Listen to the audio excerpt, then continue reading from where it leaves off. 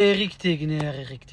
Pourquoi faut-il toujours que tu me donnes de la matière? Moi, j'ai rien demandé. Tu me tombes dessus comme ça à chaque fois. Hier, le président Macron était sur le plateau de TF1. Il y a eu une question sur le génocide à Gaza.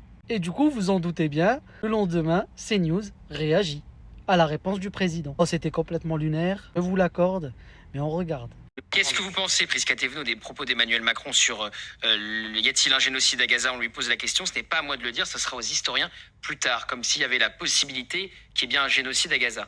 Et reprendre donc le champ lexical de la France insoumise. Non, ce que je dis, c'est qu'il reprend le champ lexical du droit international.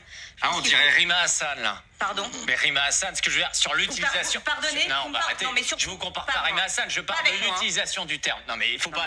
Là, pour le coup, c'est vous qui lisez votre prompteur. Parce que vous savez très bien que je ne vous comparerai jamais à Rima Hassan.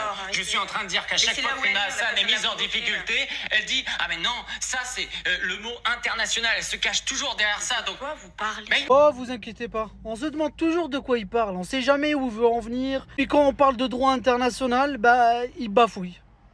Il sait pas, il sait plus. Alors, on parle de loi, en fait. On parle de respect du droit international. Est-ce que ça te parle, ça, Eric Tegner? Non, ça te parle pas, apparemment. Il dégaine tout de suite ses éléments de langage. Rima Hassan, islamisme, Mélenchon. Rima Hassan te mange en débat. Pourquoi? Parce qu'elle parle la langue du droit international. Elle parle pas le langage de PMU que tu parles toi. D'accord? Bref, dites-moi ce que vous en pensez de cette personne. Et n'oubliez pas de vous abonner.